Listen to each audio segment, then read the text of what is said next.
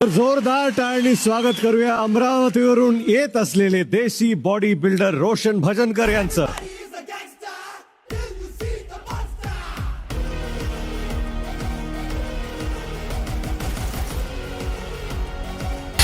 तुम्हाला सांगतो रोशन, हे सगळं पाहून ना मेहनत आणि नशीब याचं कोलॅबरेशन काय असतं ते आता मला दिसतंय. इथे लपत कामाला गेलो 2 दिवस माहीत नव्हतं बाबाले का मी हमाली काम करू राहिलो म्हणून.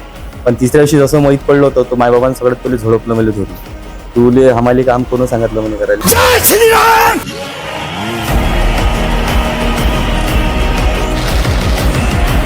घरी आलो आणि मी असं हातपाय वगैरे धुतले आणि बस असं बॅग मधलं सामान वगैरे काढून राहिलो होतो.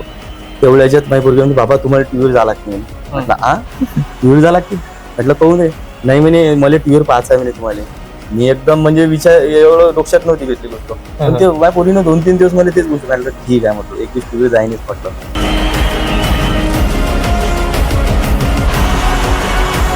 मला 1 हप्ता लागला होता गेम समजायला.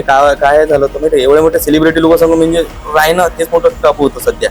कारण की एवढ्या मोठ्या सेलिब्रिटी राहणं, बोलणं, त्याचं भांडणं हे लय मोठी गोष्ट होतं. मला तर शो माहित नव्हता.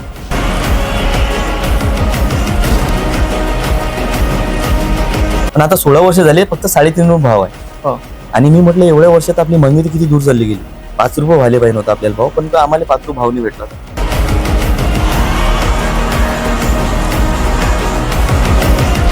पैसा काय आज उद्या कमवूनच घेऊ, पण इज्जत हे सगळ्यात मोठी धन आहे.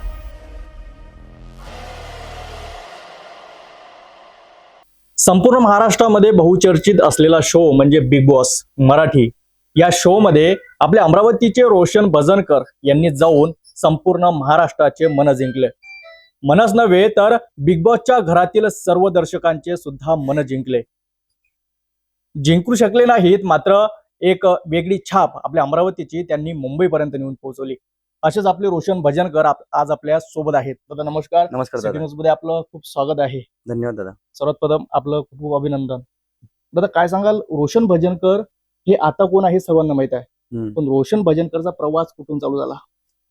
म्हणजे मायावाला तर प्रवास असा झाला का मी लहानपणीपासून हॉटेलमध्ये काम करायचा. जसे आता उन्हाळ्यात शाळेची सुट्ट्या लागते तर मी गावागिवाला जाऊ मामाच्या. परिस्थिती खराब होती आमची. बाबा फक्त एकटे कमावणेवाले होते. आम्ही 2 भाऊ आणि 1 बहीण आणि आई, म्हणजे आम्ही 4 जणांचा परिवार होता, 5 जणांचा. तर बाबा हमाली करायचे काम, तर एवढे सारे पैसे नाही यायचे घरात. एवढे जणाले मॅनेज नाही होत जाय. तर मी त्या टाइमले आमचे घरचे लोक काम गिमाल नाही म्हणे, कामाला जा असं जा तुमच्या मनानं. तर मी त्या टाइमले हॉटेलचं काम करू. जसं हॉटेलमध्ये प्लेटा धुणं किंवा आपल्या चायचे कप राहते ते धुणं. त्यावेळेस मला 30 रुपये का 20 रुपये रोज पडे 12 घंट्याचा. आणि इथे उन्हाळ्याच्या सुट्टीत करो. आणि नंतर शिकलो तो 10वी पर्यंत शिकलो. त्याच्यानंतर 10वी नापास झालं. मग विचार आला का नाही आता शिक्षणामध्ये एवढं मन नव्हतं, तर आपण म्हटलं चला आपण दुसरं काम करावं आता काहीतरी. तर बाबा संग हमाली काम करायचे, तर बाबाचा डब्बा घेऊन जायचो मी कामावर. मला ते आवडायचं हमाली काम. आणि एक अंदरून वेगळंच होतं एनर्जी का नाही आपण काहीतरी हमाली काम करावं, बाबाला सपोर्ट करावं. आणि एक वेळा मी गेलो बाबाला न सांगता लपत कामाला गेलो. 2 दिवस माहीत नव्हतं बाबाले का मी हमाली काम करू राहिलो म्हणून. पण तिसऱ्या दिवशी जसं माहीत पडलं होतं तो मायबाबांना सगळ्यात पहिले झोडपलं मला धरून. तुले हमाली काम कोण सांगितलं म्हणे करायला. मी म्हटलं मी बोललोच नव्हतो काहीच. मी म्हटलं आपल्याला मार खायची आता आली म्हटलं तर खाऊनच घ्या. नंतर म्हणे बाबा जायचं नाही म्हणे अजिबात. मी म्हटलं तुम्हाला सपोर्ट करायसाठी गेलो होतो. म्हटलं नाही म्हणे ते काम करायचंच नाही म्हणे, दुसरं काम करायचं म्हणे, हमाली काम नको करू म्हणे. तर मी ऐकलो नव्हतो आणि मग कंटिन्यू ते हमाली काम करत राहिलो होतो मी. नंतर मग आपलं लग्न सुद्धा झालं, आपल्याला मुलं बाळ झाले. आपण एवढा मोठा असा विचार कसा केला की आपण मुंबईला जावं, बिग बॉस मध्ये आपण टीव्हीवर दिसावं, हे नेमकं स्वप्न कसं आलं? हे स्वप्न म्हणजे कसं, मी बॉडी बिल्डिंग, आता मी जिम स्टार्टिंग माझी जिमची जर्नी सांगतो मी. जसं मी माझा भाऊ होता जो मोठेवाचा पोरगा गोपाल नावाचा, त्याच्यापासून सुरू झाली. तो जिम मध्ये जा वर्कआउट करायचा, त्याची बॉडी बनली होती चांगली. आणि मी शाळेत एकदम म्हणजे पतला पोरगा होतो. त्यावेळेस नाही का शाळेतले पोरं मारायचे. जो पतला आहे त्याला बिलकुल मारायचे. एकदम मेन एक लीडर आहे त्याचा, आणि तो दबा गिबा टाकायचा, मारायचा. आणि त्या टाइमला कंडिशन मायाली तेच झाली होती. आणि मी त्याची बॉडी पाहत जाऊ. मी म्हटलं यार मी जेव्हा मोठा आहे ना याच्यासारखीच बॉडी जिम चालू करीन म्हटलं. आणि मी वयाच्या 17व्या वर्षापासून मी जिम स्टार्ट करून टाकलं होतं. आणि न सांगता माझ्या दादा म्हणे जिम मध्ये 18 वर्ष झाल्याशिवाय जायचं नाही म्हणे.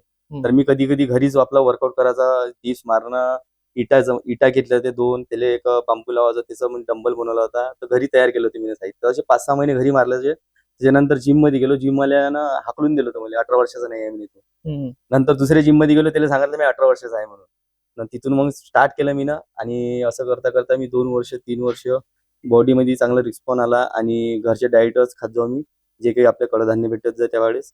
आणि जर्नी अशी चालू राहिली, आणि 7-8 वर्ष झाले कंटिन्यू मी जिम चालू केलं होतं. आणि 2017 मध्ये माझी पहिली कॉम्पिटिशन होती. जिम मधले पोरं म्हणे आपण चल म्हणे आपण कॉम्पिटिशन खेळू म्हणे, आणि आपल्या अमरावतीचीच होती प्रॉपर. नव्याच कॉम्पिटिशन होती. त्या कॉम्पिटिशन मध्ये गेलो, आणि तिथं कटलो होतो मी. म्हणजे कट वगैरे नव्हते काहीच, नॉलेज काहीच नव्हता, आणि कटलो. मग कटलो तर मग एकदम जिद्द पेटली काय आपण कटलो कोण. मग जजला विचारलं मी कोण कटलो, त्यांनी सांगितलं कट नाही आहे म्हणे. तर मग युट्यूबवर विचारलं मी ना, बा डाएट कशी, म्हणजे काय हा. नेमकं? कशी डाएट वाईट फॉलो करायचं. त्याने सांगितलं होतं अंडे चिकन खायला. तेव्हा पैसे तर नव्हते आपल्याकडं, हमाली काम करत होतो. मला हमाली कामाचा एक बेनिफिट होता मला, तर त्याच्यापासून मला फॅट लवकर हे होत कमी होत जायचं. होते. तर मी काय करायचं, कांबी आपलं, आणि मेन म्हणजे डाएट आपल्याजवळ अंडे चिकन आणायला पैसे नव्हते, कारण घराची परिस्थिती एवढी म्हणजे खराबच होती, आपल्याला घरगिर सांभाळणं होतं. तर त्यावेळेस काय केलं होतं मी ना, गाजर, पत्तागोबी, टमाटर आणि बीट हे डेली दोन्ही टाइम मी हेच खात जाऊ. जेव्हा भूक लागली मी हेच खात जाऊ. ते म्हणे पोळी भाजी काहीच नाही खायला लागत, भात ते युट्यूबवर विचारलं होतं. तर मग ते बंद करून टाकलं, आणि 1 महिना कंटिन्यू ते डाएट आणि काम, आणि प्लस अजून आपली कोंडेश्वर आहे आपल्या इथं, तिथच्या पायऱ्या मी चढत जाऊ. 1 घंटा तिथे जात जाऊ, तिथं जाऊ कामावर सुटल्याबरोबर, तिथे जाऊन तिथून मग त्या पायऱ्या करायचं. तिथून आल्यावर कंटिन्यू 1 महिना गेलो, आणि त्याच्या बाद बडनेरात एक कॉम्पिटिशन होती, टिपू सुलतान म्हणून कॉम्पिटिशन होती. तर मी त्या कॉम्पिटिशन मध्ये गेलो, आणि डायरेक्ट मी माझ्या वेटमध्ये पहिला मारला होता. त्या वक्ती समजलं मला आपण एवढं असूनही, म्हणजे एवढ्या डाएटनं पैसे नव्हते आपल्याकडं, पण पहिला मारला. मी विचार केला त्यावेळेस का नाही, आपल्या जर्नीमध्ये कुठं ना कुठं ह्या बॉडी बिल्डिंग मध्ये यशस्वी होऊ आपण. आणि नंतर मला माझे कोच भेटले होते स्वराज दादा, आणि ते म्हणे मला तू फक्त मेहनत कर, बाकी पैसे वगैरे नको देऊ म्हणे, तू फक्त त्याला मेहनत कर म्हणे. मग ते मला गायडन्स करत आले. मग त्या बडनेरा श्री 2-3 वेळा झालो. त्याच्या बाद विदर्भमध्ये पहिला नंबर, असे खूप साऱ्या ट्रॉफ्या वगैरे आहे. आणि हे जर्नी मग करता करता करता एक दिवस काय झालं, माई पोरगी आणि माई आई अशी टीव्ही पाहून राहिली होती, आणि मी जिम मधूनच आलोच होतो मोठकेस. आणि माई पोरगी म्हणते गौरी, तिच्या आजीले, आजी म्हणते माय बाबा कधी जाणार म्हणे टीव्हीवर. आणि माझ्या आईचं एकच रिॲक्शन होतं तर म्हणे आपण गरीब आहे म्हणे, आपण कुठं जातो रे म्हणे, आपल्याला कुठं भेटेल म्हणे एवढ्या मोठ्या टीव्हीवर. आणि मी घरी आलो, आणि मी असं हातपाय वगैरे धुतले, आणि बस असं बॅग मधलं सामान वगैरे काढून राहिलो होतो. तेवढ्याच्यात माझी पोरगी म्हणते बाबा तुम्हाला टीव्हीवर जावं लागते म्हणे. म्हटलं टीव्हीवर जावं लागते, म्हटलं कहून रे. नाही म्हणे मला टीव्हीवर पाहायचं आहे म्हणे तुम्हाला. मी एकदम म्हणजे विचार एवढं डोक्यात नव्हती घेतली गोष्ट, पण ते माझ्या पोरीनं 2-3 दिवस मला तेच गोष्ट म्हटलं ठीक आहे, म्हटलं एक दिवस टीव्हीवर जाईनच म्हटलं. नंतर मित्र भेटले, आणि मग सगळ्यात पहिले मी ऑडिशन द्यायला गेलो. मित्र होते माझ्या संग, कुठे रमण नावाचा पोरगा होता, तो घेऊन गेला मला ऑडिशन द्यायला. आणि दिल्ली, चंदीगड, हैदराबाद आणि पुणे 4 ठिकाणी गेलो आम्ही. तिथं मी कटलो ऑडिशन मध्ये, आणि कटलो. नंतर घरी आलो. सोशल मीडिया चालूच होता मला, इंस्टाग्राम. बरोबर. इंस्टाग्रामवर मी समजा रोडीस म्हणजे ऑडिशन द्यायच्या पहिले मी 1 महिना अगोदर मी सोशल मीडिया चालू केला होता, ज्याच्यावर माझे रिस्पॉन्स चांगले भेटले होते, फॉलोवर वगैरे चांगले वाढले होते. आणि तिथं गेलो, आणि सगळ्याला जर्नी दाखवली ते रोडीची, कशी मी कुठं थांबून राहिलो, कशी ऑडिशन देऊन राहिलो, काय ते सगळे सांगितलं मी ब्लॉग मध्ये ते. आणि नंतर मी जेव्हा घरी आलो होतो, आणि एकदम सिरियस झालो होतो, एवढी मेहनत केली रे यार काहीच नाही झालं, आणि पोरीचं स्वप्न होतं आपल्या टीव्हीवर पाहायचं. आणि मग नंतर लोक सगळे कमेंट करायचे का आपण म्हणे बिग बॉस साठी ट्राय करा, बिग बॉस साठी ट्राय करा. मी म्हटलं यार बिग बॉस साठी अशी कोणची ऑडिशन राहते, माहित नव्हतं ना काहीच. तर मग मी म्हटलं अरे ऑडिशन साठी काय करायचं. नंतर मग थोडं गुगलवर सर्च कर, मित्र सगळे म्हणजे असं पाहिलं विचारून काय ऑडिशन राहते का. नाही म्हणे ते स्वतःहून बोलावते म्हणे. तर मी स्वतःहून मग त्याला जो आपला ब्लॉग राहायचा, ब्लॉग सकाळचा एक संध्याकाळचा माझ्या एक मोटिवेट रील राहायचा 6 वाजता आणि एक 9 वाजता. तर मी त्याला बिग बॉसच्या चॅनलले कलर्स मराठी, आणि अजून बिग बॉसचं एक पेज होतं, त्याला मी दोघांनी टॅग करायचो. कंटिन्यू 1 वर्ष मी टॅग केलं त्याला, आणि नंतर मला त्याचा फोनच आला होता. कसं वाटलं आपल्याला फोन आला, एकदम आपल्याला आपलं स्वप्न पूर्ण होताना फोन आला. म्हणजे कसं, पहिल्या दिवशी मी जिम मधून झालो होतो, आणि मी डाएट वगैरे घेतली, आणि मी ब्लॉग बनवत होतो माझ्यावाला. आणि तेवढ्याच्यात नाही का त्याच्या टीम मधला एका मेंबरचा मला मेसेज आला इंस्टाग्रामवरून. मी लक्ष नाही दिलं, मला असं वाटलं फेक वीक असं बाई, कुणालाही असं वाटते. नंतर सकाळी मी बोललो मग तिच्या संग, तर नंबर पाठवा म्हणे. नंबर पाठवला आणि बोललो मी. तर ते डायरेक्टच म्हणणं होतं त्याचं, बिग बॉस मराठीस मध्ये तुम्हाला आवडेल का म्हणे यानं. मी एवढं मनातून म्हणून म्हटलं आज पोरीचं स्वप्न पूर्ण होऊन राहिलं म्हटलं. हा म्हटलं बिलकुल, म्हटलं वा वा म्हटलं मला आवडलं म्हटलं. तर ठीक आहे म्हणे तुमची मीटिंग आहे म्हणे मुंबईला या लागेल म्हणे तुम्हाला. मग मुंबईला गेलो, मीटिंग झाली आणि पहिली मीटिंग झाली. तुम्हाला दुसरी मीटिंगसाठी रेडी राहा म्हणे, तेव्हा सांगणार म्हणे आम्ही तुम्हाला. दुसरी मीटिंग झाली. दुसऱ्या मीटिंग मध्ये काय झालं होतं, माझं थोडं ऑपरेशन झालं होतं. तर गणपतीच्या पिरियडमध्ये ज्या दिवशी गणपती बसते त्या दिवशी भरती झालो मी, ऑपरेशन झालं होतं. तर ऑपरेशन झाल्याच्या नंतर 3 महिने माझी जिम बंद झालं होतं एकदम. म्हणजे मीटिंग तर पहिली झाली होती, त्याच्यानंतर ऑपरेशन झालं होतं. तर ऑपरेशनच्या जिम बंद, डाएट वगैरे सब बंद. तर थोडं पोट निघालं होतं माझं. आणि दुसऱ्या मीटिंगच्या तिथे म्हणे आता ते एक मोबाईलमध्ये प्रोफाईल होती माझी, जे आपण स्क्रीनवर ठेवतो आपली प्रोफाईल, आणि त्याला बॉडी बिल्डिंग ते मेसेजेस जे आहेत तर ते हळूहळू त्याची नजर तिथंच जाय. अशी बॉडी आहे का म्हणे तुझी? मी म्हटलं अशी तर नाही आहे म्हटलं, हे कॉम्पिटिशनची आहे म्हटलं. तर आता कशी आहे म्हणे. मग त्याला दाखवलं मी फोटो. आजच सकाळचा म्हटलं ब्लॉग आहे, अरे आपण ब्लॉग कंटिन्यू ठेवतो ना. तर मी ते ब्लॉग मधलं त्याला व्हिडिओ दाखवला. अरे तू इथं पोट गीट आहे म्हणे. म्हटलं दादा म्हटलं आताच म्हटलं मी ऑपरेशन वगैरे झालं म्हटलं, त्याच्याने म्हटलं माझी अशी कंडिशन आहे म्हटलं. पण काही नाही म्हटलं, मी हे चेंज करू शकतो म्हणे. नाही नाही म्हणे, असं नाही म्हणे, आता म्हणे नाही होऊ शकत म्हणे. म्हटलं दादा म्हटलं एक चान्स द्या म्हटलं मला, 20 दिवस द्या म्हटलं. 20 दिवसात अगर बॉडीने चेंज केली तर मायना रोशन नको म्हणून. मला रोशनच नको म्हणून, ओळखून मला घेऊ नका म्हटलं. मी एकच म्हटलं चॅलेंज दिला त्याला मी, तो चॅलेंज एक्सेप्ट केला मी. आणि तिथून घरी आलो आणि घरी याच्या पहिले तिथूनच मी डाएट फॉलो चालू केली माहिती. जसं मला नॉलेज होतं, जसं स्वरादांना सांगितलं होतं मला हे डाएट फॉलो करायची आपण. आणि ते 1 किलो शेंगा घेतल्या त्या मी त्या मुंबईमध्ये खायच्या वाटाण्याच्या. सगळेजण माझ्या घरचे जेवून राहिले, मला जेवून घ्या. म्हटलं नाही. मी म्हटलं आता इथून तर करा. म्हटलं सगळे वर्षभराची एवढ्या वर्षाची मेहनत म्हटलं 15-16 वर्षाची म्हटलं पुरी वाया जाणार नाही म्हटलं. आणि पुरीचं स्वप्न आहे म्हटलं इथं पुरंच वाया जाणार म्हटलं. तर मी त्या शेंगा घेतल्या, कंटिन्यू खात आलो घरी. आणि स्वरादाला फोन लावला. मी म्हटलं दादा मला अशी गोष्ट आहे म्हटलं, मला 20 दिवसात म्हटलं बॉडी चेंज करायची आहे. ठीक आहे म्हणे, आपण डाएट म्हणे एकदम हार्ड करावं लागेल म्हणे, कारण की आपल्याला 20 दिवसात बॉडीचं चेंज म्हणे होणारच नाही म्हणे. तर मी डाएट चालू केली. डाएटमध्ये अंडे, चिकन बॉईल, फक्त मीठ वगैरे बंद. 20 दिवस पासून मीठ बंद, सगळं ऑइल सगळंच बंद. ना सलाद ना राईस, काहीच नाही, फक्त अंडे, चिकन. फक्त मी सकाळी 8 अंडे खाल्ले, एग व्हाईट. तर मग जायचो कामावर. दिवसभर आपलं 2-3 वाजेपर्यंत आपलं 200-300 पोत्याचं काम झालं. उन्हीत आणि चक्कर येत जा मला. जसं मी सावलीत राहिलं तर मला काही वाटत नाही, जसं उन्हीत पोतं घेऊन गेला चक्कर पैसे किती मिळायचे तुम्हाला हमालीच्या याच्यामध्ये? हमालीच्या याच्यातून म्हणजे पोत्याप्रमाणे राहते. 3.5 रुपये पोतं राहते. मी स्टार्ट केलं तर तो 50 पैसे होतो हो, पण आता फक्त 3.5 रुपये पोतं काय आहे. रोज पडायचा तुम्हाला त्याच्यामध्ये? 3.5 म्हणजे जेवढे पोते उचलसान तेवढे तुम्हाला पैसे भेटतात. 1000-2000? हा, जे सांगू राहिलो मी, 200 पोत्याचं, कधी 100 पोत्याचं काम होते, कधी 200 पोत्याचं, कधी 700 पोत्याचे होते, 500 पोत्याचे होते. सगळ्या माणसाची इच्छा होती तेवढे पोते. एवढ्या पैशातून घर चालवणं, जिम करणं, परिवाराला सांभाळणं शक्य आहे? नाही, शक्य नाही आहे. पण मी त्याच्यात मी नवीन एक टास्क घेतला होता मी स्वतःसाठी. काही एवढे आता 500 पोत्याच्या हिशोबाने आपल्याला घर बी चालवणं आहे आणि लेकरं बी होते. तर त्याचा बी दवाखान्याचा खर्च किंवा त्याच्यासाठी पैसे जमा करून ठेवणं, तर ह्या गोष्टीवर सगळं लक्ष होतं माझं. आणि बॉडी बिल्डिंग तर हे स्वप्नच आहे माझं. मी म्हटलं हे तर कंटिन्यू ठेवायचंच आहे आपल्याला. तर मी काय करायचं, लोक जसे म्हातारी माणसं राहते त्याच्याकडून काम नाही होत, तर मग ते थकून जात. समजा आज 500 पोत्याचं काम आहे, पण ते 200-300 पोत्याचं पर्यंत काम करायचे, तर मी त्याचे एक्स्ट्राचे 100-200 पोत्याचं काम मी एक्स्ट्रा करू. मग ते एक्स्ट्रा 200 पोत्याचं काम केलं का मला ते एक्स्ट्रा पैसे भेटते, ते मी बॉडी बिल्डिंग मध्ये लावू. तर मी रोज असं करायचं. सर्वच मुलांचं एक स्वप्न असते सामान्य घरात राहणाऱ्या, की आपल्या स्वतःचं घर असावं. असं स्वप्न आपल्या रोशन भजनकरचं सुद्धा होतं. तो प्रवास कसा होता आपला? इथं छोटंसं घर होतं, जे घर गळत होतं, आम्ही सोशल मीडियाच्या माध्यमातूनच पाहिलं. आज आपलं नवीन घर होत आहे. कसं वाटतंय आपल्याला? कसा प्रवास होता तो आपल्या घराचा? हे स्वप्न माझ्या पोरीचंच होतं, सांगतो ना. मी माय होतो पहिले, सगळ्यात पहिले जेव्हा माझ्या झोपलो होतो, वरतून ताळपत्री आणि मातीच्या रूमा होत्या आमच्या, आणि कुळाचं असं म्हणजे कुळ म्हणतो ना आपण, जे काळ्या वेळ्या लावून आपलं बाथरूम राहते, हे होतं. त्याच्यात एक टाकर राहत जाय. मी म्हणे यार आपलं घर कधी बनवू आपण, म्हणजे विचार राहते ना माणसाला, आपण बी काहीतरी पैसे जमा झाला, आपण बी आपलं लोकांचे घर पाहतो. मी पण स्वतःचं घर असं तिथे झोपल्या टाईप, म्हणजे कोणी म्हणून काय इथं बकऱ्या माझ्या घरी अजूनही आहे. माझ्या भाऊ चारते तर बकऱ्या तिथंच सगळं म्हणजे गलाटासारखं. तर असं वाटतं का नाही बा, आपण बी मेहनत करू आणि आपलं घर बनवू, सगळ्यात पहिले स्वतःचं घर बनवू. आणि दोघा भावांना आम्ही मेहनत घेतली. बहिणीचंही लग्न झालं आणि बाबाचं ऍक्सिडेंट झालं होतं, तर ते बी घरीच होते, त्याचा पाय तुटला होता तो. आणि मग मग दोघंच भाऊ आम्ही मेहनत करणे आले. तर मग आम्ही दोघा भावानं घर बांधलं. म्हणजे लग्नाच्या ज्या वर्षी 2017-18 मध्ये लग्न झालं आमचं, आम्ही 2017 मध्ये घर बांधलं.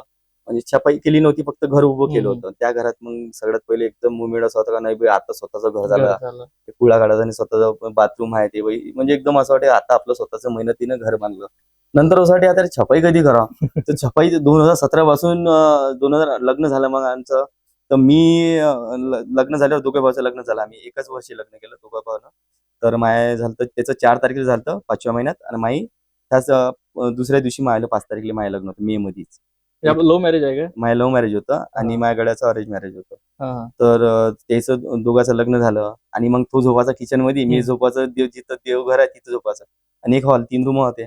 तर आम्ही अशा याच्यात म्हणजे राहून सनी आम्ही विचारायला यार आपली फॅमिली बी वाढ राहिली, आता आपल्याला छपाई बी करणं आहे, घर बी. मग सोशल मीडिया आला. हम्म. सोशल मीडियाच्या याच्यानं थोडे पैसे येत गेले, कामाचे बी पैसे. मी असं करता करता मग बिग बॉसने जायच्या पहिले मी घराचं काम चालू केलं होतं. मी म्हटलं नाही आता स्वतःचं घर होऊन आलं. पोरगी म्हणी मायली म्हणजे माझ्या भावाचं चुलत भावाचं घर वगैरे सफाई मस्त चांगलं. माय पोरगी म्हणे एकच गौरी बाबा आपलं बी कसं असं कधी होईन म्हणे घर. म्हटलं एक दिवस होणार हो, म्हटलं थांब. हम्म. मग मेहनत करत गेलो मी. सोशल मीडियाने पैसे येत गेले काही, त्या पैसे जमा करून मी मस्त आता घर बांधलं वरतं, आणि ते आता खुशाल राहते. आणि एक असं वाटते का माझ्या जे संघची पोर होती ना बॉडी बिल्डिंगचे, मी ते सगळ्याले म्हणून श्रद्धाली बी म्हणून, आणि एक प्रसन्न नावाचा मुलगा होता आणि एक अजय नावाचा. ते म्हणे यार माझ्या घर बांधायचं म्हटलं सगळ्यात मोठं स्वप्न आहे म्हटलं आता ते म्हणजे हे बिग बॉसच्या जर्नीच्या पहिलीची गोष्ट आहे. जेव्हा मी कॉम्पिटिशन केलं त्या टाइमला मी म्हटलं माझ्या यार घर बांधायचं आहे म्हटलं मला. मग माझ्या पुरीचं म्हणणं आहे म्हटलं घर पाहिजे. तू जेव्हा आला ना आता तू घरात ह्याची मला भेटायला बिग बॉस मराठीत जसं मी घरी आलो ते आले, सगळ्यात पहिले त्यानं घर पाहिलं. ते म्हणे का म्हणे रोशन म्हणे स्वप्न होतं म्हणे घर बांधायचं, आज तुला करून दाखवलं म्हणे पुरं. सोशल मीडिया वापरणं कधीपासून सुरू केला आपण? सोशल मीडिया चालू केला मी आता 1.5 ते 2 वर्ष होऊन राहिली शाळेत. म्हणजे फक्त इंस्टाग्राम पासूनच आपण सुरुवात केली? इंस्टाग्रामच- युट्यूब? नाही माय फक्त इंस्टाग्राम पासूनच सुरू झाली. काय झालं होतं उन्हाळ्यात आमची इथं धक्क्यात नाही काय खूप सारं काम राहते बडनेरात. धक्क्यात माल धक्क्यात शिमटाचं सगळ्यात जास्ती रॅक येते. सकाळी 4 वाजता उठा, मग दिवसभर आपलं 500-600 पोते कुठंच नाही गेले दिवसाची रोजची तुमचे उन्हाळ्यात. आणि दिवसभर काम केल्याच्या बाद संध्याकाळी डाएट फॉलो होत नाही जाय मायली, कारण की दिवसभर कंटिन्यू काम होते. थकणं आणि संध्याकाळी 8-9 वाजता घरी जाणं. मग जिम मध्ये झाले टाइम नाही भेटत, मी डायरेक्ट घरी जाऊन झोपाचं डायरेक्ट लुळमुळ होऊन जाय माणूस. आणि असं करता करता मी जे 70 किलो वजन होतं मी 60 किलोवर आलो होतो उन्हाळ्यात काम केल्यानं. दिवसभर रोजचे 700-800 पोते रोज येऊन राहिले आणि शरीर बी तुटून राहिलं होतं. आणि मग काय झालं होतं, एक जण मला माझा मित्र भेटला. तो म्हणे यार रोशन भैया बोले आप बोले बहुत बारीक दिखे, बोले की बीमार आहे क्या बोले. म्हटलं हा बीमार नाही आहे म्हटलं, कामाच्यानं झालं म्हटलं. कामाचं त्याला काही माहित नव्हतं मी. आज त्यावेळेस नाही कुणाला लय लोकांना माहित नव्हतं की मी हमाली काम करतो म्हणून. कारण राहणं वेगळं आणि मी काम वेगळं होतं, म्हणजे वेगळंच राव. म्हणजे हमाली काम करून मी राजो टापटीप आपला. आणि मग त्याला असं वाटतं का नाही काही फेकतं म्हणे तू हमाली काम करतो. मी म्हटलं नाही ना राजा मला माहित नाही मी हमाली काम करायला, तू सांगू राहील. तर नंतर मी ती गोष्ट एकदम रुचली कुठंतरी. मी म्हटलं यार आपण खरंच बारीक होऊन आलो यार म्हटलं, आपले कपडे बी ढिले झाले, आपलं बॉडी बिल्डिंग करिअर होतं म्हटलं, त्याच्यावरही थोडं लक्ष दूर होऊन आलं. तर मग बरसात जशी 3 महिने झाले आणि बरसात जशी लागू होऊन राहिली ती, एका जणानं मला मित्रानं म्हटलं होतं मला, तो मित्र म्हणे जेव्हा बी तो म्हणे मला ब्लॉग ही चालू कर म्हणे, ती जर्नी चांगली म्हणे, लोकांना आवडून म्हणे. पण मी म्हणे यार कुठं म्हटलं आपलं टाइम नाही भेटत, बनवता नाही येत म्हटलं. नंतर 1 वर्ष झाल्याच्या नंतर ह्या उन्हाळ्याचा पिरियड आला होता. त्याने 1 वर्ष पहिले म्हटलं होतं मला त्या पुरानं इंस्टाग्रामवर टाकायचं, सोशल मीडियावर व्हिडिओ. पण मी लक्ष नव्हतं दिलं त्या टाइमला. पण हा पुराण जेव्हा म्हटलं ना, हा पोरगा आला मला असं म्हटलं, पण मी म्हटलं आता जिम स्टार्ट करतो. पण जिम स्टार्ट करायच्या पहिले विचार आला, म्हटलं आपण सोशल मीडियावर बी आपले व्हिडिओ टाकू म्हटलं इंस्टाग्रामवर. आणि मी पहिले सुरुवातले स्टार्ट केलं तर मी जिम मधला चालू केल्याच्या बाद मग 2-3 दिवस जिम मधले टाकले, 2-3 दिवस कामावरचे असे गाण्यावर टाकले. असे 5-6 दिवस झाल्याच्या नंतर विचारला डोक्यात, मी म्हटलं यार आता आपण ब्लॉगिंग चालू करू म्हटलं, जसं सकाळी उठून येतो आपण हे सांगू. मी ब्लॉगिंग चालू केली. म्हणजे 10 दिवस झाले होते. आणि 10व्या दिवशी मला पोरगा भेटला होता मला जिम मधलाच. भैया बोले आप डेली वीडियो डाल रहे बोले, 10 दिन से देख रहे बोले, हम वायरल कब करेंगे बोले. मैं म्हटलं 100 डालूंगा 1 व्हायरल करूंगा म्हटलं. त्या पोराला एकच म्हटलं तुम्ही. आणि मी नेक्स्ट दिवशी नाही का मी असं सकाळी उठलो, रॅक लागला म्हणे 3:30 वाजता फोन आला आणि मी तयार होऊन बसलो होतो. आणि वरतून पाणी येऊनच राहिलं होतं. म्हटलं पाणी बंद होईपर्यंत बसून राहू म्हटलं, पाणी बंद झालं तर निघून जाऊ म्हटलं. पण इंस्टाग्राम मी चेक केलं त्यावेळेस, तर मला त्यावेळी इंस्टाग्रामवर माझे फॉलोअर होते 1111. आणि त्याच्या अगोदर असंही झालं होतं का स्पॉन्सरशिप येते म्हणे 1000 फॉलोअर झाल्यावर. आम्ही मग अशी मित्राची कोणी जिम मधले फॉलो कर 1000 फॉलोअर झाल्यावर मला स्पॉन्सरशिप येईल, सप्लिमेंट भेटन, मदत होईल मला. असं करून पाहिलं पण ते काही झालं नव्हतं. पण जेव्हा 1111 फॉलोअर दिसले होते मला, तो आकडा मला लय चांगला वाटला होता. आणि त्याचा मी स्क्रीनशॉट काढला आणि स्टोरी लावली. आणि पाणी बंद झालं, कामावर चाललो गेलो. रॅक खाली केला आणि रॅक खाली 200 पोत्याचं काम केलं होतं वाटते त्यावेळेस. सकाळी 9 वाजेपर्यंत आम्ही 200 पोत्याचं काम केलं. आणि मग खाली गाड्या 9च्या बाद गाड्या सुटते भराची अजून. तर आम्ही असं गाठच्या डब्यात जो रेल्वेची गाडी राहते ना, त्याच्या मागे गाठचा डब्बा राहते, त्याच्यात जाऊन बसून गेलो मी, माझे मित्र बंटी आणि एक कुणाल नावाचा पोरगा. आणि बसलो. आणि एक विचार आला तर डोक्यात, आज म्हटलं काहीतरी नवीन काही बनवू म्हटलं, काय बनवू. पण तेवढ्याच्यात माझ्या डोक्यात आला एक गोष्ट का नाही म्हटलं आपली जर्नी सांग म्हटलं, आतापर्यंत कशी आपली जर्नी आली. आणि त्याला विचारून आलो मी व्हिडिओ बनवतो तुम्ही, म्हटलं पाहिजे जमला का? तो म्हणे मला काही समजून नाही राहिलं म्हणे. म्हटलं जाऊ दे म्हटलं. मग तिथून उठलो मी गोडाऊन मध्ये गेलो, तिथं बनवलो मी ना. मग सांगितली, माझा मित्र होता बंटी, तो म्हणे चल म्हणे मी येतो म्हणे सांग. त्यानं मोबाईल पकडला आणि मी जेव्हा जर्नी सांगितली ते आणि व्हिडिओ बनवला. आणि मग दिवसभर मग गाडी भरली. मग 3 वाजता अजून परत रॅक लागला होता रॅक, आणि 6 वाजता मी शेड्यूल करून घेतला होता तो व्हिडिओ जो माझ्या जर्नीचा होता. आणि तो 6 वाजता शेड्यूल करून ठेवून दिला मी ना, आणि तो टाकून दिला होता सोशल मीडिया. म्हटलं 6 वाजता ऑटोमॅटिक चालला जाते तो. काम केलं मी ना, काम खतम झालं. मी 8 वाजेपर्यंत काम चाललो होतो आणि हातपाय वगैरे धुतले. आणि मी म्हटलं आता जिम मध्ये तर टाइम घरी जाईन तर अजून टाइमपास आहे म्हटलं. मी डायरेक्ट माय कसं होतं, मी जिम साठी बरोबर टाइम काढू. मग मार्केटमध्ये जायचं, तिथचे अर्धा डझन केळं खाल्ले, डायरेक्ट जिम मध्ये. एक थैलीमध्ये माझ्या टी शर्ट राहायची जिम साठी स्पेशल. आणि डायरेक्ट मी जिम मध्ये गेलो. जसं जिम मध्ये गेलो, तो पोरगा मला म्हणायचा व्हायरल करून. तोच पोरगा माझा आला, भैया बोले आपका व्हिडिओ व्हायरल होगा. मी म्हटलं कौन सा रे? अभी डाला होगा बोले आपने वो जो व्हायरल. मी पाहिलं तर हो. मग त्याच्यावरच नाही पाहिलं तर 5,000 डायरेक्ट फॉलोअर दिसले त्याच दिवशी. मग 6,000 7,000 कंटिन्यू फॉलोअर आणि व्ह्यूज येऊन आले. आणि सगळेजण जिमचे कॉंग्रॅच्युलेशन सगळेजण हे करायला, यार भैया आपने बोला था बोले कल, लेकिन आज ही हुआ बोले वो 100 डालेंगे एक व्हायरल करून. आणि तिथून माझी जर्नी सुरू झाली. काय नाही तर कंटिन्यू म्हणजे आज 1 मिलियन झाले फॉलोअर. पब्लिकली माझी जर्नी सांगितली आणि त्या जर्नीपासून आज लोक मोटिवेट झालेले आहे. आणि कोणी जॉबवर लागले. दादा म्हणे पहिले आम्ही विचार करू म्हणे का आम्ही किती बी काम केल्यावर थकून जाऊ, पण तुमचं काम पाहून म्हणे आम्ही एकदम मोटिवेट होऊन जातो म्हणे. हे कामाच्या खालीच आहे म्हणे. एवढे पोते उचलून हमाली काम करणं, जिम करणं, हे लय कठीण काम आहे. मुंबईची जर्नी कशी राहिली आपली? बिग बॉसच्या घरामध्ये गेल्यानंतर कशा सर्व जणांची ओळख झाली, कशा पद्धतीचं आपलं तिची जर्नी राहिली? मुंबईची जर्नी तर अशी होती, बिग बॉसच्या घरात जायच्या अगोदर काय होतं, मी बिग बॉस शो कधीच नव्हता पाहिला. आणि वेळच नाही भेटे, कारण सकाळी 4 वाजता जाणं आणि संध्याकाळपर्यंत हे माझ्या शेड्यूलच होता तसाच. आणि जिम करणं, डाएट, तिकडून आल्यावर ब्लॉग बनवणं, म्हणजे 12-1 मला रोजची वाजी झोपायला. तर मला ह्या गोष्टीचा टाइमच नव्हता भेटला. आणि तेही बी म्हणे शो पाहून घेजो म्हणे. आणि एक वेळा फक्त मला असं वाटते की युट्यूबवर मी फक्त सूरज चव्हाणचा तो शो पाहिला होता. तो तिचा थोडस क्लिप दिसली होती, ते पाहिली होती. त्याच्यानंतर म्हटलं असंच काही सण. आणि नंतर मी मुंबईला जसं गेलो आणि पहिल्यांदा त्या बिग बॉस रितेश भाऊ जवळ बोलणं, मेन म्हणजे एवढ्या मोठ्या हिरो संघ आपण भेटू राहिलो, एवढ्या मोठ्या स्टेजवर चाललो, ते फिलिंगच वेगळी होती का आज माझ्या पोरीचं स्वप्न पूर्ण झालं. आणि जेव्हा मी घरात आत एंट्री करू आलो, तर सगळ्यात पहिले मला आठवते दीपाली सय्यद ताई आहे ना. मी जसं गेट उघडलं, माझ्या हातात 2 डंबल होते आणि डंबल घेऊन ते दीपाली ताई आली माझ्याजवळ. चला रोशन भाऊ तुम्हाला म्हणे घर दाखवतो म्हणे. आणि मी त्या ताईच्याकडे असंच पोरलं, ती पण ते ताई मला घरात घेऊन चालली. आणि मी म्हणून एवढे मोठे बाई सेलिब्रिटी लोक आपल्याला आज घरात घेऊन चालले, घर दाखवू राहिले. हा बेड आहे म्हणे, तुम्ही बेड कोणता घेसान? मग बेड घेतला होता मी. इथं तुम्ही तो साबणचा हॅम्परचा होतं ते ठेवलं होतं. तुम्ही इथं तुम्हाला किचन रूम दाखवतो, हे दाखवतो. मग ते राकेश बापट होते, अजून विशाल होता, अजून प्राजक्ता ताई होती सिंगर विंगर, आणि सागर दादा होते, सागर कारंडे दादा. मी फक्त त्या घरात फक्त पहिले तर मी यायलाच ओळखलो होतो, फक्त दीपाली ताईला, बाकीचं नव्हती माहित. आणि एक सागर दादाले, कारण कॉमेडी पाहत राहतो, कॉमेडी. आणि दीपाली ताईचं गाणं होतं मराठी, आणि त्या गाण्याच्या म्हटलं येतो.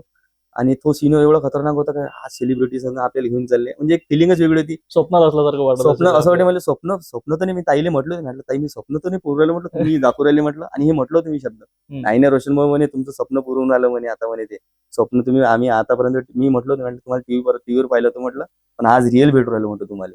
वेगळीच फिलिंग होती. बिग बॉसच्या घरामधला एक व्हिडिओ आपला चांगला व्हायरल झालेला होता. ते आपण एक बोरी उचलली होती आणि म्हटलं होतं आपण की रोजीरोटी आहे माझी, मी खोटं बोलणार नाही. टास्कचा तो विषय होता, काय होता नेमका तो? टास्कचा असा विषय झाला होता.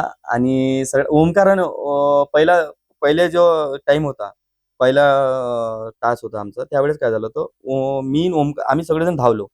आणि ओमकारच्या मधातून मी ते थैली पकडली होती, बोरी पकडली होती. आणि ते दोघांनी पकडली होती. दोघांनी पकडल्याच्या नंतर ते त्याच्यात झटापटी झाली आमच्या, लय झालं काही त्याच्यात त्या गोष्टीत. आणि प्राजक्ताताई संचालक होते त्या टाइमला, तर त्याचा निर्णय अंतिम निर्णय त्याच्यावर होतं सगळं. तर त्यावेळेस म्हणे ज्याच्याजवळ जास्ती जो पहिले पकडन म्हणे त्याची बोरी म्हणे. मी म्हटलं नाही ताई, म्हटलं मी आई शपथ सांगतो, रोजी रोटीची शपथ घेऊन सांगतो म्हटलं, मीच पकडली आहे म्हटलं हे बोरी, आणि हे माई आहे म्हटलं. नाही म्हणे, ते त्याचं काय झालं होतं, त्याची टीम बनली होती त्या टाइमला 12 जण, बरोबर 12-14 जणांची ना. आम्ही 12 जणांची होती आणि आम्ही होतो 5 जण, आमची टीम वेगळी. तर हे 12 जण आमच्या खिलाफत होते, तर आम्हाला देणं नव्हतं. मग दुसरा लागला टास्क आमचा अजून. आणि मी त्या बाबतीत विचार केला, तर आता तर म्हटलं काही असं म्हटलं 2-3 उचलतोच म्हटलं मी. ताईने सांगितलं होतं का जो ज्याच्याजवळ पहिलं पकडा त्याची बोरी आणि मी खरंच गेलो, 2 पकडल्या पहिले आणि तिसरी ते दिव्या पोरगी होती, तिच्या जोडून असं पकडून घेतली मी ना. ती दिव्या तिला पकडलं होतं दिव्यानं अशी, ते पण आली होती अशी कट्ट्या संग. 2 बोरी माझ्या अशा बघलीत आणि ती तिसरी ते. तर अशा घेऊन आलो मी आणि झटापटी झाल्या. माझ्याजवळच्या बोऱ्या कोणी ओळवाळ करून नेल्या माझ्या अंगावर. मी पळून गेलो होतो आणि पुरं अंग ताकदीनं मला घासत घुसत गेलो होतो, पण सोडली नव्हती मी. पण मी त्यावेळेस प्राजक्ता ताईला म्हटलं, आता तर म्हटलं 2 पकडल्या, म्हटलं 3 पकडल्या तर म्हटलं ते दिवेल देऊन द्या म्हटलं. पण ह्या 2 पकडल्या म्हटलं, हे तर म्हटलं माया म्हटलं पहिले मी पकडल्या म्हटलं. नाही म्हणे आता म्हणे त्याच्यावर जास्ती आहे म्हणे. मी म्हटलं तर ताईले एकच म्हटलं, वा म्हटलं कॉंग्रॅच्युलेशन ताई म्हटलं, सही निर्णय घेता म्हटलं. नाही म्हटलं मी रोजीरोटीची कधी शपथ खोटी नाही घालणार म्हटलं, पण तुम्ही आज म्हटलं एवढं मोठ्या शोवर म्हटलं खोटे बोलत आहे. जेवढी सदस्य होते घरामध्ये सर्व त्यांना माहित होतं की बिग बॉसचा हा गेम कसा खेळायचा. आपण तिथे नवीन होतात, आपल्याला काही माहिती नव्हतं, आपणच सांगितलं. तर अशामध्ये ते आपल्याला गेम समजायला किती वेळ लागला तिथे? मला 1 हप्ता लागला होता गेम समजायला. काय झालं होतं माहिती, एवढ्या मोठ्या सेलिब्रिटी लोक सांगू म्हणजे राहणं तेच मोठं टप होतं सध्या. कारण की एवढ्या मोठ्या सेलिब्रिटी राहणं, बोलणं, त्याचं भांडणं हे लय मोठी गोष्ट होती. मला तर शो माहित नव्हता. पण माझ्या टीम मध्ये होते असे का जे पहिले रिअलिटी शो करून आले होते. जसं विशाल हिंदी बिग बॉस करून आला होता, रुचिता रोडीज मधून आली होती आणि अनुश्री होती, ते बी रिअलिटी शो करून आले. हे म्हणजे 3 जण माझ्या टोळीमध्येच होते आणि मी होतो फक्त एकटा जो शो नव्हता पाहिला आणि काहीच नव्हतं केलं. तर मी त्याच्याकडून मला शिकलो होतं तेवढं. मी त्याला विचारायचो, विशाल भाऊ, रुचिता हे त्याला विचारो कारण शो मध्ये करा काय लागते म्हणजे मुद्दे मांडा लागते म्हणे, भांडा लागते म्हणे, कुठं जिथं वाटते म्हणे तिथं बोला लागते म्हणे. मी म्हटलं असं राहते काय, आणि मी तेच करवतो. मग मुद्दे मांडायचे आपले स्वतःचे, जिथं चुकला कोणी तिथं बोलायचं. म्हणजे मग ते माया एक वेळा काय झालं होतं, त्या टोळीने माझ्या टोळीने अंडीची चोरी केली होती आणि मी डायरेक्ट जाऊन म्हटलं माझ्या टोळीने म्हटलं अंडी चोरली म्हटलं माझ्यासाठी चोरीच आहे म्हटलं. मीच त्याच्या खिलाफात गेलो होतो. आणि नंतर आमच्या ज्या 2-3 गोष्टी झाल्या त्या काय असं असते काय म्हटलं नाही मी चोरीच्या खिलाफात आहे म्हटलं. मी तुम्ही जरी केली तर म्हटलं तुमच्या खिलाफात राहणार. नंतर ते म्हणे हेच म्हणे तू सही स्टँड घेतला म्हणे, असा स्टँड राहते म्हणे, तू जो मुद्दा म्हणतो म्हणे आपण हे असंच राह म्हणे. आणि मी ते कंटिन्यू ठेवलं होते त्या घरात आणि मी या लोकांपासून खूप गोष्टी शिकलो होतो आणि एक रिअल पर्सनॅलिटी ठेवली होती. जसं मी बाहेर होतो बरोबर आणि बाहेर पण असंच आहे मी, जसं मी अंदर राहिलो होतो. मी त्याला माहित होतं की हा पोरगा वेगळाच आहे आणि काही त्याला तर त्याचा गेम प्लॅन होता. बाकी मी माझ्या हिशोबानंच राहतो. तिथं मुद्दे राव काही मला जिथं वाटलं तिथं बोलू, मी डायरेक्ट बोलून राहतो. अमरावतीचा मुलगा कुणी असेल जो आता मुंबईला जर गेला तर आपली भाषा बदलवतो, सर्वात महत्वाचा हा मुद्दा आहे. मात्र आपण विदर्भाची आणि अमरावतीची भाषा त्या शो मध्ये सुद्धा सोडली. कसं वाटते आपल्याला, काय सांगाल? मला लय जण पहिले इंस्टाग्रामवरच म्हणे पहिले तुम्ही भाषा चेंज करा. मी म्हटलं पायरे भाई म्हटलं आपण आहे म्हटलं पहिल्यापासून लाईनाचं मोठं ह्या विदर्भाचं मोठा झाला आणि ह्याच भाषेनं आपण जे काही भाषा बोलतो म्हटलं घरी बी हेच भाषा बोलतो. मग ऐकून ते आम्ही तुम्ही हे मला जमतच नाही म्हटलं, किती बी करसान कोशिश. तर माझ्या तोंडातून तेच म्हटलं मी मायावाला हा बस म्हटलं हेच माझ्या शब्द नाही. काही गोष्टी त्याले पहिले समजायला भारी जात जाय. जसं आपण काहीतरी बोलतो ना आपली भाषा, तर त्यावेळेस म्हणजे काय बोलला तू, मग त्याला सांगून हे असं बोललो. नंतर त्याला बी आवडायची ते सागरदा होती, सचिनदा होती. सचिनदा तर ठीक आहे म्हणा आपल्या विदर्भाच्याच बाजूला होते बरोबर. आणि बाकीचे दीपाली ताई, राकेश बापट, मग त्याला पण आवडायचे. रोशन बोलते. एक वेळा काय झालं तर बिग बॉस स्वतः म्हणे मले जमते का म्हणे वराडी म्हणे. म्हटलं हो बिग बॉस तुम्हाला पण जमते म्हटलं बिग बॉस. अच्छा, एकदम छोट्याच्या घरात राहणं आणि एवढ्या मोठ्या सेलिब्रिटीच्या मनामध्ये राहणं, काय प्रेरणा मिळाली आपल्याला त्यांच्यामधून? प्रेरणा अशी मिळाली का मी कधी शो नव्हता केला, पण ह्या लोकांपासून खूप गोष्टी लय काही शिकला माणूस. तर रिअल राहणं एक फेक राहणं त्या गोष्टीत मी जमीन आसमानचा फरक आहे तिथं बाकी. आणि मी जे रिअल माझी पर्सनॅलिटी ठेवली होती त्या रिअल पर्सनॅलिटीचे ना आज मी एवढे मोठे लोक कमावलेले आहे. बाहेर बी लोक चांगलेच म्हणते मला, पण ते फेक पर्सनॅलिटीने वेगळं वाटते. ते फक्त 3 महिन्याच्या शोच्या हिशोबानं. पण मी जे माझी पर्सनॅलिटी ठेवली मला असं वाटतं की खरंच मी तेच बळी होती माझी पर्सनॅलिटी, मी जी रिअल होतो. बरोबर. आणि ह्या लोकांपासून खूप साऱ्या गोष्टी शिकलो का मी आता नेक्स्ट जो बी शो आहे ना, जो बी कोणचा बी रिअलिटी शो त्यासाठी रेडी आहे. एक पर्सनॅलिटी जर आपण ठेवली असती तर आपण सुद्धा शेवटपर्यंत तिथे टिकले असतात, काय वाटते आपल्याला? मला तर असं वाटत नाही. त्या घरात कोणाला काय त्याच्या हातातच आहे, जे आखरी काढणं ज्याला ठेवायचं आहे. बरोबर. आता तिथं चांगले बी लोक निघून राहिलेले बाहेर. जो नाही काही करून राहिला तो बी तिथंच आहे. जो करून राहिला तो बाहेर येऊन राहिला लागला. आता ते म्हणजे वोटिंगवर आहे. आता वोटिंगवर तर मी पहिल्या आठवड्यापासून 7 आठवडे होते का मी नंबर 1 वर वोटिंगवर होतो. आणि ते मी मला असं वाटलं खरंच मी वोटिंग मध्ये कुठेतरी कम पडलो जेव्हा घरात होतो. पण जसं मी बाहेर निघालो मोबाईल घेतला तेव्हा चेक केलं तर मी नंबर 1 वोटिंगवर होतो. आणि एक विचार आला डोक्यात त्या असं कसं केलंय. पूर्ण शो सेट असल्यासारखं वाटलं का आपल्याला? मग काय वाटतं? म्हणजे असं स्क्रिप्टेड म्हणजे ठेवायला शो नाही आहे तो. म्हणजे स्वतःसाठी तिथं काय कोणी सांगत नाही तुम्हाला असंच करायला लागणार, तसं स्वतःच्या मनानंच होते. बाकी त्याच्या हातात राहते कोणाला किती दाखवायचं आणि काय दाखवायचं आहे हा. त्या शोच्या त्याच्या हातात आहे बाकी. मग आता त्याच्यावर मी जे बाहेर- आता मी बाहेर येऊन पाहिलं मी लाईक खूप साऱ्या गोष्टी का मी त्या घरात लय काही गोष्टी केल्या. आम्ही अशा आता सगळे फ्रेंड होते आणि आम्ही सगळ्या संग माझा बॉन्ड चांगला होता. बरोबर माझ्या टीमचे लागण तर दुश्मनी होते पण त्याच्या संग माझा बॉन्ड चांगला होता. बरोबर आणि ते माझ्या टीमचंही म्हणणं होतं पहा म्हणे आमचे तुमच्या संग लागण तर पटत नाही म्हणे पण आमच्या घरात आमच्या टीम मधला माणूस असा आहे म्हणे तुमच्या सगळ्या संग बॉन्ड चांगला आहे म्हणे. हा. आणि माझ्या खरंच होता. मी म्हणे त्याला पहिले म्हणतो तुम्ही तुमचं पात बसा मला वाटते ह्या माणसाला चांगलं वाटते मी त्या माणसांग बोलणार बी बसणार बी. आणि माझे वेगळे माणसं बी होते. मी टीम मधलाच होतो फक्त. आणि माझ्या टीम मधले दोन मी दुसऱ्या माणसासंग राहू एक सचिन दादा होते आपले एकदम क्लोज आणि एक सागर दादा आणि एक मी. आम्ही तिघ जण वेगळेच राहू त्या घरात. बिग बॉसच्या घरातून बाहेर आल्यानंतर सर्वात पहिलं आपल्याला कोणाची आठवण आली आणि काय विचार आला? सगळ्यात पहिले माझ्या पोरीची आठवण आली होती हा. का मला माझ्या पोरीला भेटायचा आहे म्हणजे दोन गौरी राशी आणि एक शिवा. हम्म. कारण की मी जेव्हा गेलो होतो घरात तेव्हा शिवा 7 महिन्याचा होता. हा. लहान मुलगा आहे आपला. लहान मुलगा. हम्म. आणि मी म्हटलं यार आता मोठा झाला असं चालत असं. आणि मी तेवढ्यात काय झालं होतं माहिती आहे का मी जसं घरात ज्या दिवशी चाललो होतो ना त्याच दिवशी मला माझ्याजवळ फोन होता तेवढ्या पुरतं बोलाले घरी घरच्या संग. तर मी जेव्हा गेलो होतो तेव्हा फक्त झोपायचा फक्त असं शिवा. हम्म. नंतर मी जसं गेलो तेव्हा त्या मी जिथं झोपतो तिथं बाबा बाबा असं करायचा म्हणे. बाबा बाबा बाबा मी आवाज द्यायचो ए शिवा मी तिला झोका देत जातो. नंतर मी घरात जायच्या पहिले मला फोन आला सीमाचा. मला सीमा म्हणे बाबू म्हणे रांगायला लागला म्हणे. म्हटलं अरे बापरे म्हटलं रांगायला लागला का म्हटलं मला पाहू दे तेवढ्याच्यात फोन कट झाला. आणि ते मला घरात एंट्री जायची होती ना तेवढ्याच्यात तो व्हॅनिटी वाईन मधून मला फोन घेतला आणि म्हटलं मला पाहू दे म्हणेपर्यंत तू राहिला सिंग तसाच. माझ्या मनात राहिला यार म्हटलं राहिलं म्हटलं आपल्या बोरायला पाहायचं आखरीच आहे. आणि जसं मी बाहेर निघालो सगळ्यात पहिले म्हटलं बाहेर निघाल्यावर पहिले असा सीन होता माया तर मी म्हटलं एवढ्या दिवसापासून ऊन नव्हती पाहिली 50 दिवसापासून. सगळ्यात पहिले पट्टी होती माझ्या डोळ्यावर गाडीत बसवलं मला आणि असा हातावर ऊन पडू राहिली होती 5 वाजताची वेळ. मी तेव्हा असं म्हटलं असं मी म्हणून राहिलं आता किती वाजले ते म्हणे ते हसू राहिले आम्ही सांगू नाही शकत म्हणे. आणि मी तेव्हा ती गेस केलं होतं का आता एवढे वाजले असं. आणि मी जसं व्हॅनिटी व्हॅन मध्ये पोहोचलो तर त्या ताईले म्हटलं आता किती वाजले म्हटलं. तर म्हणे तुम्ही गेस करा म्हणे किती वाजले. मी म्हटलं आता वाजले म्हटलं 5:30. आणि तिनं अशी घड्याला लागली 5:30 वाजले त्या टाइमला.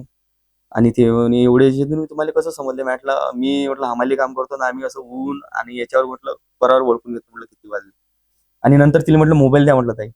नाही म्हणे मोबाईलची आम्ही परवानगी नाही देत म्हणे सध्या. म्हटलं द्या ना ताई म्हटलं प्लीज. मग तिच्यासमोर बोललो मी म्हटलं द्या ताई म्हटलं घरची लई आठवण म्हटलं काय तुमच्याच हातात रोज मला फक्त इंस्टाग्राम दाखवा म्हटलं मला. आणि मी सगळ्यात पहिले मी माझ्या घरचीचं इंस्टाग्राम खोललं आणि त्याच्यात सगळ्यात पहिले पाहिलं मी शिवाले राशीले गौरीले. ती फिलिंगच एवढी वेगळी होती. आणि ते पाहून राहिलो मी रडू बी राहिलो म्हटलं लय मोठी झाली रे लेकरं आता. ते तो फिलिंग होता माझ्या सगळ्यात पहिले मला हे पाहू द्या म्हटलं. आपण इथून सुद्धा मुंबईला प्रवास रेल्वेनेच केला होता आणि बिग बॉसच्या घरातून निघून सुद्धा रेल्वेनेच आपण परत नाही, आलात. मी बसनं आलो होतो बिग बॉसच्या घरातून डायरेक्ट हा अमरावतीला. ट्रॅव्हल्स. नागरिकांनी सुद्धा मोठ्या प्रमाणात अमरावतीकरांनी आपलं स्वागत केलं, जंगी स्वागत सुद्धा हा. केलं. आम्ही सोशल मीडियाच्या माध्यमातून आपले व्हिडिओ बघितले. कसं वाटलं त्यावेळेस? काय उत्सुकता होती आपल्या मनात? एवढी फिलिंग खतरनाक होती का मला मी जेव्हा बिग बॉसच्या घरातून निघालो आणि माझी फॅमिली आलीच होती संग. मी म्हटलं तुम्ही येऊन जा म्हटलं पटकन. मी जसं त्या दिवशी निघालो ते फोन लावला ते रातोरात ते मित्र मायले फॅमिली पुरी निघून आले तिथं. आणि आले आणि भेटलो म्हटलं चला मग त्या हॉस्टेलमध्ये थांबलो होतो एक सिक्रेट हॉस्टेल ते म्हणे सिक्रेट जागी थांबा म्हणे तुम्ही. आणि माय समजा सोमवारी म्हणजे मी शुक्रवारी झालो त्या लिमिट आणि मला 2 दिवस तिथंच थांबलो होतो. आणि सोमवारी तिथं मायाला हे होतं न्यूजवाल्या संग प्रेस कॉन्फरन्स. हा. तर ते 37 जणांचे होतं. आणि मी थांबलो तिथं फॅमिलीला बोलावलं फॅमिली आली बोललो गेलो सगळं. आणि चांगलं वाटलं होतं. म्हटलं चला म्हटलं आता चाय घेऊ म्हटलं. बाहेर निघालो जसं मी आणि तसंच थोडस समोरच चाय कॅन्टीन तिथे गेलो चाय पेता एक लाईन पोरगा आला अरे रोशन दादा. सगळ्यात पहिले म्हणून ह्या कसं ओळखते मुंबईत म्हटलं आपली बिग बॉस मध्ये गेलते म्हणे तुम्ही. हा. त्यानं जशी त्याच्या घरात त्यानं रोशनदादा आली म्हणजे रोशनची पुरी फॅमिली आली आजूबाजूची पुरी फॅमिली आली पुरी लोकांवर पुरी जमा झालेले होते. ते फिलिंग एवढी वाटत आज आपल्या मुंबईत मी म्हटलं एवढे चायनीवाले आहे म्हटलं. आणि ते त्याचं म्हणणं एकच होतं दादा म्हणे आम्ही म्हणे तुम्ही होते म्हणे तोपर्यंत बिग बॉस पाहिजे म्हणे आता म्हणे बंद केलं म्हणे आम्हाला इंटरेस्ट नाही म्हणे तुम्ही होते तर 5 जण म्हणे.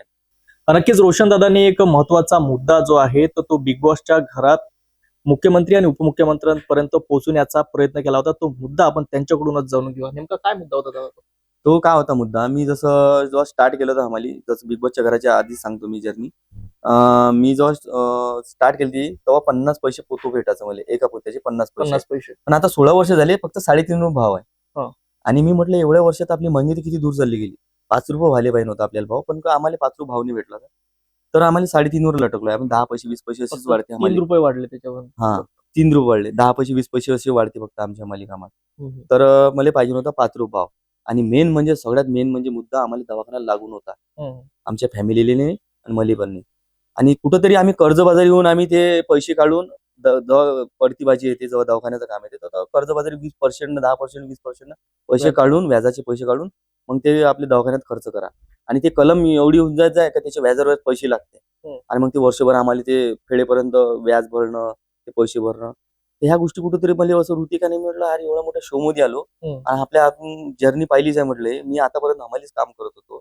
म्हटलं हा मुद्दा एवढ्या मोठ्या शोवर खर्च म्हणून म्हटलं हा मुद्दा टाकू. म्हटलं दीपाली ताईला सांगितलं. दीपाली ताई म्हणे एकच म्हणे मी आहे म्हणे तुमच्या पाठीशी आणि मी करतो म्हणे मुद्दा. आणि हा मुद्दा मी 40 दिवस मांडला होता. का म्हटलं 3.5 म्हटलं 5 रुपये भाव भेटायला पाहिजे आणि आम्हाला म्हटलं दवाखाना लागू व्हायलाच पाहिजे म्हटलं आमच्या परिवाराला ना आम्हाला.